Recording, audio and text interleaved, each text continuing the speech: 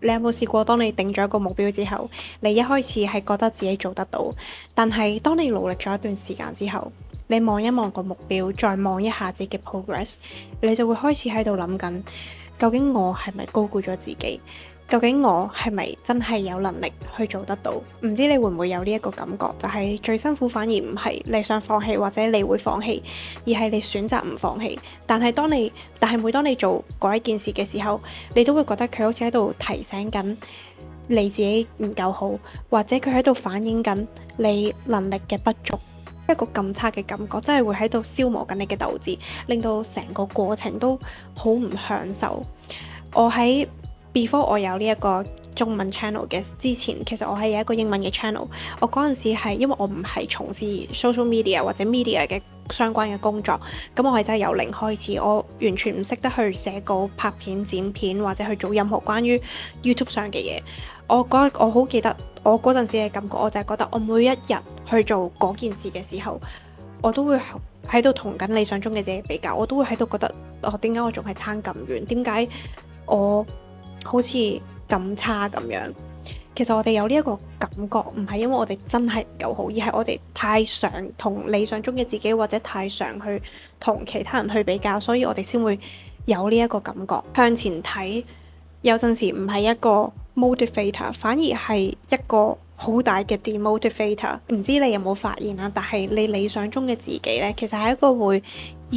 不斷移動嘅 goalpost 嚟。你會根據你而家嘅自己去 upgrade 你理想中自己嘅定義。可能以前你會覺得賺20000蚊你已經好開心，但係跟住到你接近真係有20000蚊嘅時候，你就會覺得想要30000蚊。到你真係接近有30000蚊嘅時候，你就會想要有50000蚊。可能而家嘅你有能力去賺錢嘅自己，買嘢唔需要過問父母，做決定唔需要過問父母嘅自己，已經係你以前理想中嘅自己。不斷要求自己進步，咁當然係一件好事。但係如果你要求自己進步之餘，你又不斷咁樣去 upgrade 你理想中自己嘅 definition， 同時你又不斷去將呢兩個嘅自己比較，你就會永遠都唔覺得自己係夠好，你永遠都會覺得自己爭得好遠，同埋你都會對於自己越嚟越冇自信同埋唔滿足。你有冇諗過，其實你係一個好叻嘅人？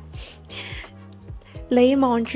為呢一個問題，你望住自己 set 嘅一個好大嘅目標，你以為自己唔可以有任何即係好大嘅突破，你會唔相信自己有能力有好大嘅突破，但係你又相唔相信自己？其實你已經做過好多好大嘅突破，但係就係因為你經常同理想中嘅自己同其他人去比較嘅時候，你 ignore 咗自己，你本身已經係 capable of doing something that you thought is impossible。我想你回想一下，當你只係得而家1/10能力自己嘅嗰陣時，你有冇諗過你可以做得到你而家做到嘅嘢？你有冇諗過你以前細個將個問題就咁掉俾父母處理嘅問題，你而家自己處理得到？你有冇諗過你以前唔叻嘅一個 skills， 你而家可以做得到，甚至乎可以話係叻？你有冇諗過你啱啱入職可能唔純熟嘅一啲 process， 到你而家可以非常之純熟，甚至乎可以教 junior。我記得我細個就成日腳甲就會成日生倒甲啦，然後我行路會覺得好痛。嗰陣時唯一一個人可以幫我處理到呢一個問題就係我婆婆，佢會好細心咁樣幫我嘅腳甲撩翻出嚟，再剪翻佢。雖然聽落真係好白痴啊，但係我嗰陣時有一樣嘢我係極度擔心，我真係會驚，就係咁我婆婆都，我係真係會驚，咁就係我婆婆都有分咁上下年紀啦。我嗰陣時係會覺得，咁如果佢 pass away 咗，咁邊個幫我處理呢一個問題？我完全冇呢一個能力處理呢一個問題。我係真係會，我嗰陣時真係有咁樣諗過。咁當然我到而家都接近30歲啦。如果我真係唔識得處理呢一個問題，就唔 OK 係咪？咁我而家已經識得去處理呢一個問題，仲覺得係一件好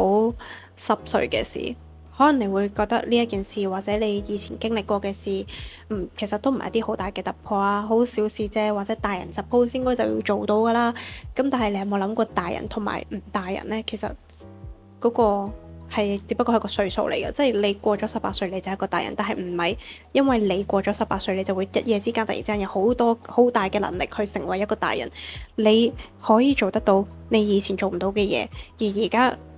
處理得係咪叫游刃有餘？即係你而家處理，你而家係 more than enough 有呢一個 ability， 係因為你自己嘅能力，我都係因為你自己嘅能力，都係因為你自己嘅經驗，而唔係因為你成為咗一個大人，而係你由細到大一點一滴咁樣去儲嘅經驗，學翻嚟嘅嘢，令到你有能力去做到你以前做唔到嘅嘢。所以真係唔好覺得自己冇能力有咁大嘅突破，你已經試過好多次，你已經做得到，你純粹係唔記得咗自己有幾叻。你以前覺得自己做唔到嘅小事，你以前覺得自己做唔到嘅大件事，你而家已經覺得係一件小事，甚至乎係變咗你嘅 normal standard 日常會做嘅嘢。咁可能你而家經歷緊嘅，覺得你好大件事，你5年之後其實你回望翻都可以係一件小事嚟嘅啫。如果我哋喺我哋追求目標嘅過程之中，或者任何嘢啦，喺個生活上嘅任何事情，如果我哋淨係 measure， 如果我哋淨係喺度量度緊究竟我哋同理想中嘅自己係差幾遠，同人哋係差幾遠嘅時候呢，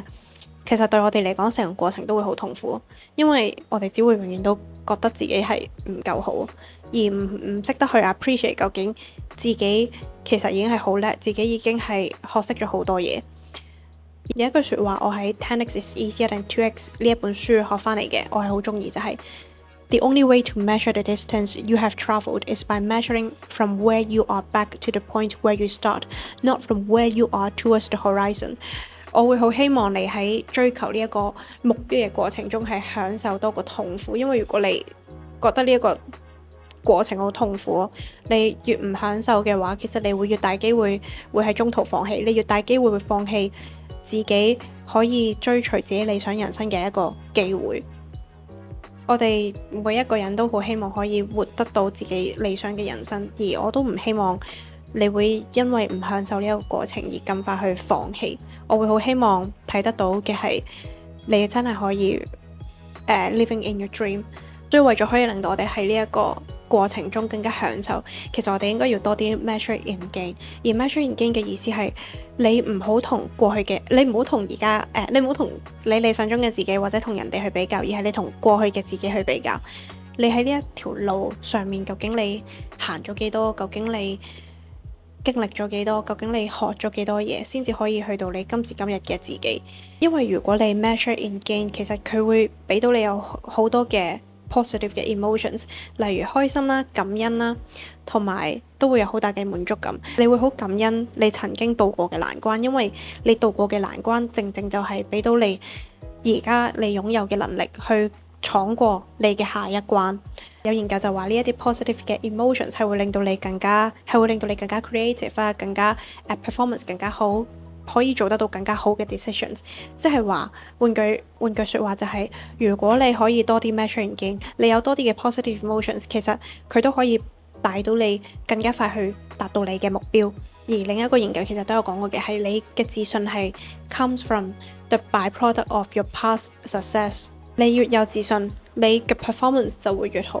有好多好有動力嘅人，其實係會參考自己過去嘅 failure 或者過去成功嘅例子，而去 tweak 自己即將要行嘅嗰一條路。佢哋唔會一味淨係向前睇自己差幾遠，佢哋都會去睇向後睇自己行咗幾多路。我覺得對我嚟講，我覺得 measure in gain 同埋 measure in gap 都係重要。我自己都會去做呢一樣嘢。因為我覺得 measure in gain 係可以俾到我信心、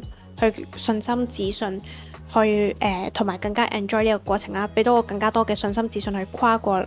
我即將要行嘅路，或者我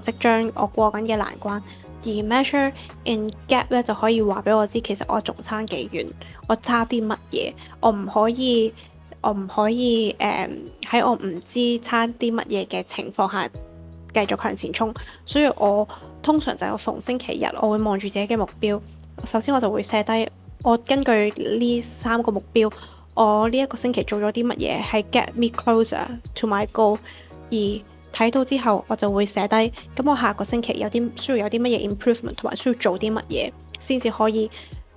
get me closer to my goal。所以喺呢一個 process 啦，即係呢一個星期日嘅 reflection process 入面，我就會不斷睇到自己嘅 progress 啊，而同時都可以睇到自己究竟仲有啲乜嘢需要去 improve。如果你覺得呢一個方法都可以幫到你嘅話，咁你都可以嘗試下用呢一個方法嘅。到最後我想講嘅係，其實你真係有呢一個能力去跨過任何嘅難關。唔係因為我或者唔係因為其他人去叫你相信自己呢一啲咁普通嘅嘢，而係你有實實在在嘅證據去證明每一次你面對難關嘅時候，你都會有能力，你都可以靠自己去跨過呢一個難關。咁所以我好希望喺你追尋你嘅 dream life， 追尋你嘅 goal 嘅時候，你會更加享受呢個過程，同埋都好希望你可以達到你想要嘅目標。呢個就係我今條片想分享嘅嘢，咁我哋就下條片再見，拜拜。